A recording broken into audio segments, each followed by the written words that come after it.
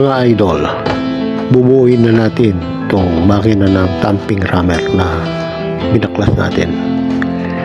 Assembling ko muna itong clutch assembly, mga idol. Yan, ganyan lang po mag-assemble yan.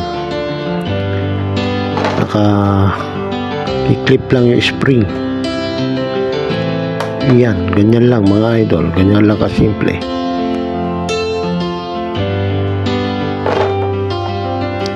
Ang susunod natin gagawin ay kakabit itong housing, mga idol. Yan po yung housing ng assembly, clutch assembly, mga idol. Tutornilyo muna natin. O idol, assembly mo na. Kailangan mahigpit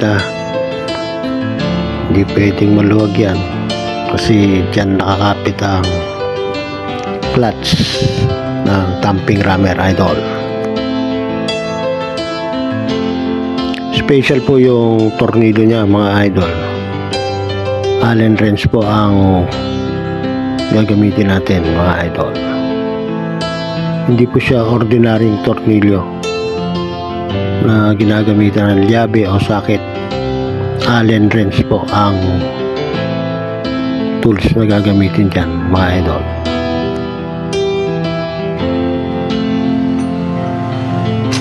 Apat po ang tornilyo nito, mga idol. Apat na corner. Kumalaw.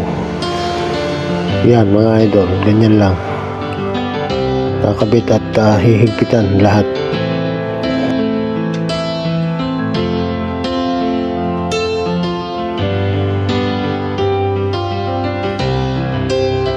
Idol, siguraduhin mo nakalapat yan, at baka malus thread. Kailangan lapat na lapat para maayos yung gawa natin, idol.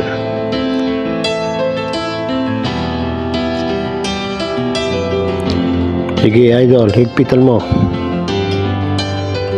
Yan, sige. Kailangan pantay-pantay ang higpit lahat ng tornilyo na yan. Matatansya mo naman dahil sanay ka na.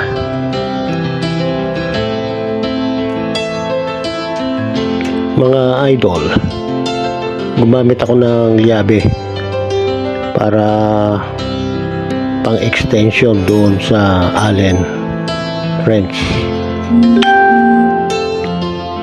Yan, ganyan mga idol, pambira ko para mahigpit. Yan.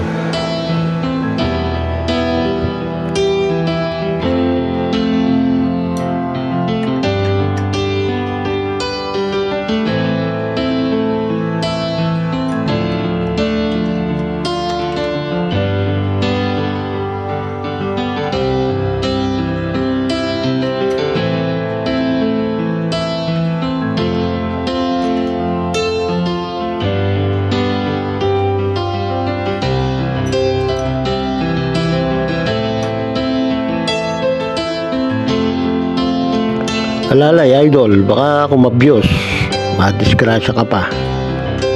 Sige, alalayan mo lang. Yan, ganyan. Safety first, idol.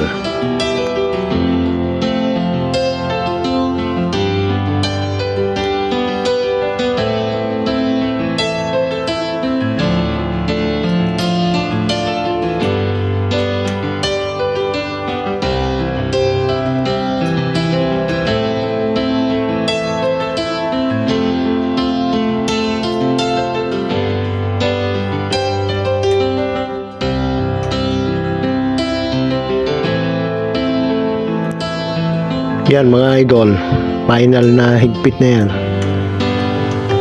Tinatadya ko na kung gaano kahigpit. Yan, kailangan pantay-pantay ang higpit niya, mga idol. Okay. Ano idol ang susunod natin gagawin?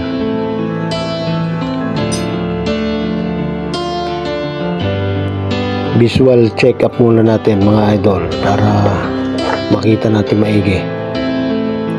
So, okay naman. kakabit natin itong spacer. Spacer yan mga idol. Tapos kakabit na natin itong clutch. Ano po ang kasunod yan, yung clutch mga idol.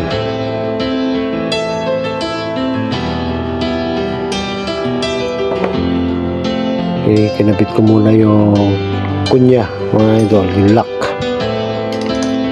Yan o. Okay, spacer ulit, washer.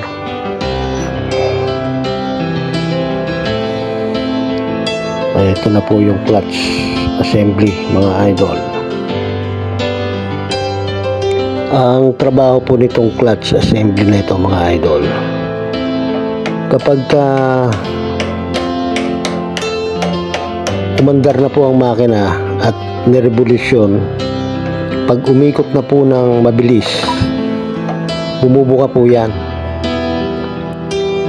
Tapos yung lining niya parang magdidikit, parang pumipreno mga idol, kaya parang nagbabibrate. Ganun po ang purpose niyan. Pag nirevolusyon mo ng malakas, nag-e-expand yan mga idol, tapos magkikreate siya ng parang nagpipreno na siya mga idol, kaya nagbabibrate. Higpitan lang natin maigi. Yan na mga idol, nakakabit na.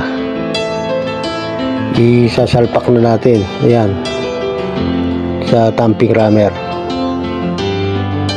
Yan, may 4 na stud yan. So, daan-daan, baka maipit ka. Yun, pasok. Testing natin mga idol. Ayun, ayos, mandar. Yan. Tignan natin kung tatalon mga idol. Oh, yan yung sinasabi ko mga idol. Pagka nirevolusyon mo, parang tumatalon. Ayan, ganyan mga idol. Ayos mga idol. Ayos mga idol. Maraming salamat po sa inyong panonood.